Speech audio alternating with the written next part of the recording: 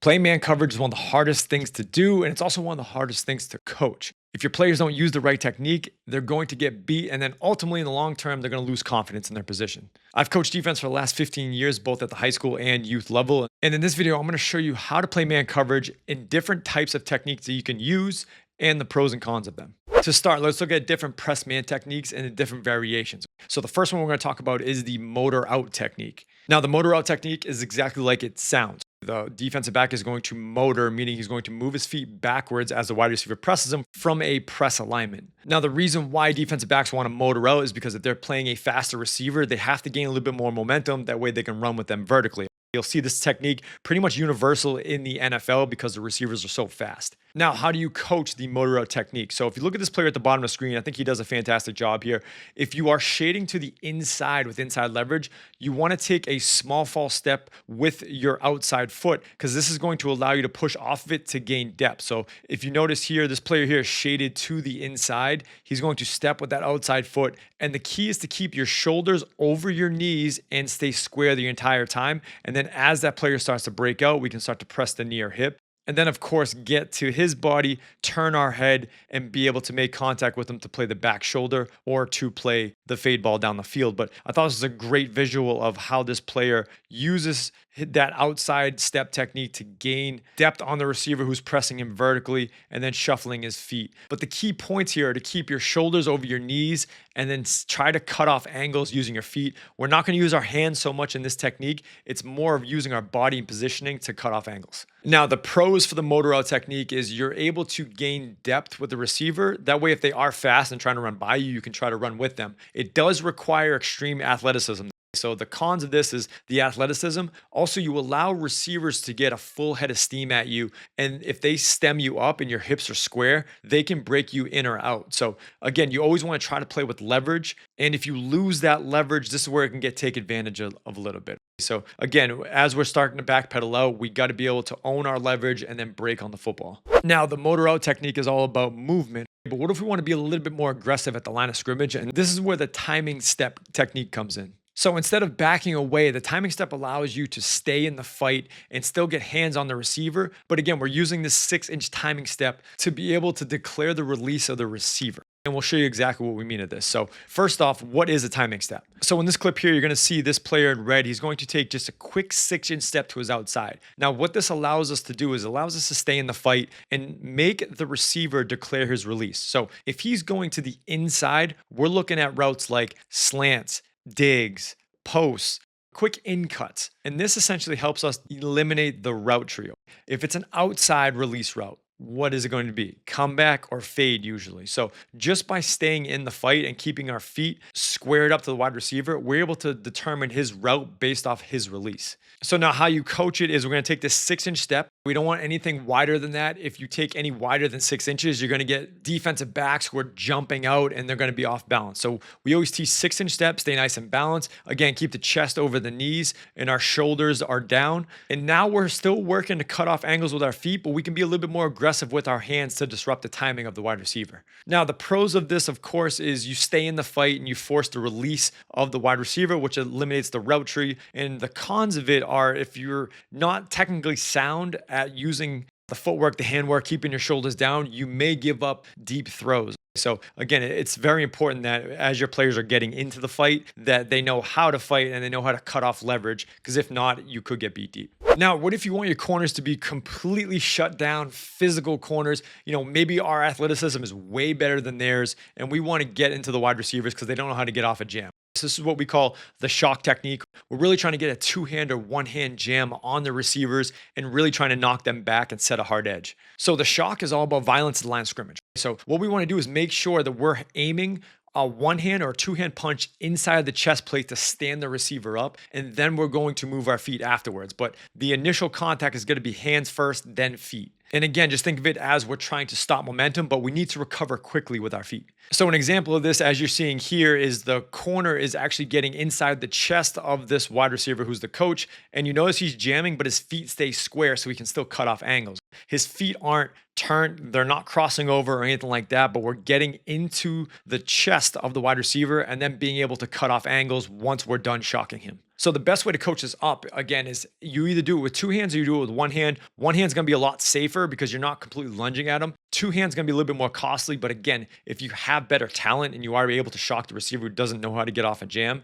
two hands will be more effective. So of course, looking at the pros of this, the pros would be you are able to stop the receiver in his tracks, slow down the release, which then allows the pass rush to get to the quarterback because the quarterback has to hold the ball longer. Of course, the cons of this is if you do miss with two hands or one hand, that receiver is going to be out the gate. You hope you play some sort of two-man or some sort of cover two coverage where the corner can be a little bit more costly and gamble a little bit more because he is shooting both hands, that you'll have help over the top. But this is the cons of it. If you are playing just straight man coverage and you do get beat, he's going to be down the field. Now, press techniques are aggressive, but what if you want your corners to just play off and react? So again, we want to take the stress off the cornerback and we want to move from about 6 to 7 to 8 yards back. What techniques can we use from there? So the first technique that we use is what we call a pedal weave. This is where I'm going to be at about 6 to 7 yards. My inside foot is going to be up and my complete attention is going to be on that receiver.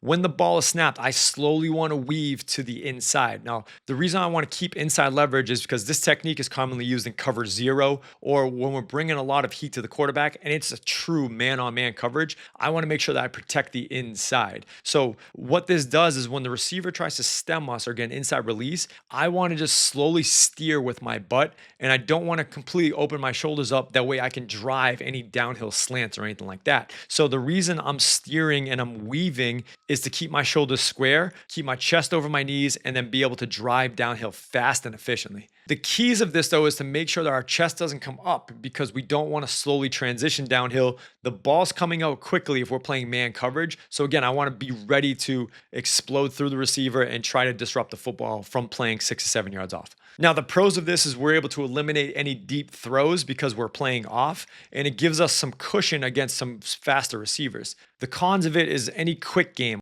any out-breaking routes, the corner or safety then has to drive down to the football and tackle it. If they do miss it, it's usually a big gain. So again, you're giving up cushion to protect against the deep throw, but you are giving up those short throws and you're forcing your corner or safety to come downhill and tackle. Now, what if you want the best of both worlds, okay? You want to have your player play off, but you also want to be a little bit more physical. And this is where the catch press technique comes in, where you can teach your players to be at about 5 yards, and we're going to try to catch them and be physical with them.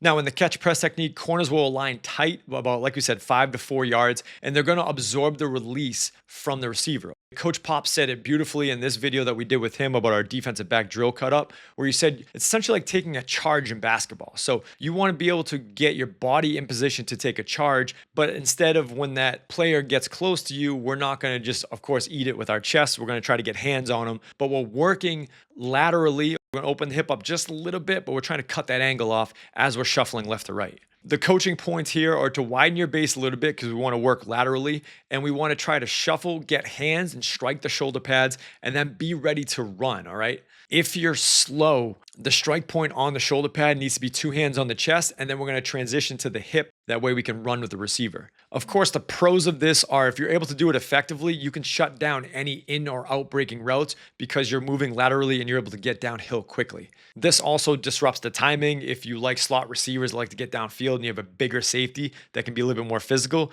this technique will help. The cons are, obviously, if you do miss and you do have a speedy receiver and your safety's a little bit slower, he can make a move on you and just be out the gate. So this technique does take a little bit more practice for the safety or the defensive back to get used to moving laterally and getting hands on.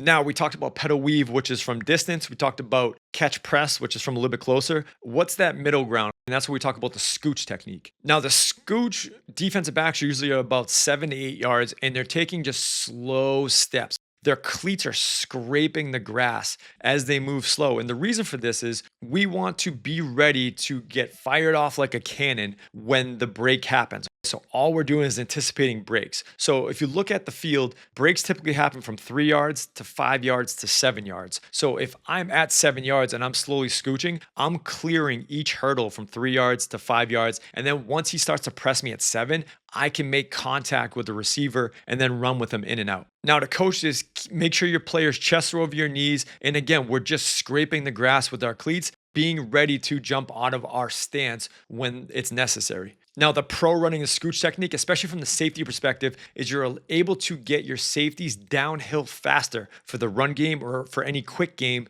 as opposed to them backpedaling out. Especially at the high school level, you see a lot of safeties that just fly out of there. This will force your safeties to be at 10, 12. If you're playing this at 7 for man coverage, but I even like this for zone coverage too, because you're able to scooch back and then get downhill and get into the run fit. The more hats to the football, the more chances there are to make a tackle. The con of teaching this is a lot of times when you have slot receivers running full speed at you, a lot of younger players are so nervous to get out of their breaks, they're just going to open their hips right away. So teaching this technique is a lot on the coach, because you really have to calm your player down to, we're going to scooch it, and then when he gets close to us, we're going to try to make contact with it and run with it. So keeping them calm is number one. And then of course, if you have a faster player and they don't know how to get in and out of their scooch without making contact, a receiver can run by you because you are moving slowly. So we have to make contact, and we got to make sure we're doing it effectively. We're not just slowly chipping them. We're giving them a hard chip, and then we're going to try to run with them. But the thought process is we're looking for breaks. If the breaks don't happen with 3, 5, and he gets to 7, we're going to try to make contact and run with them.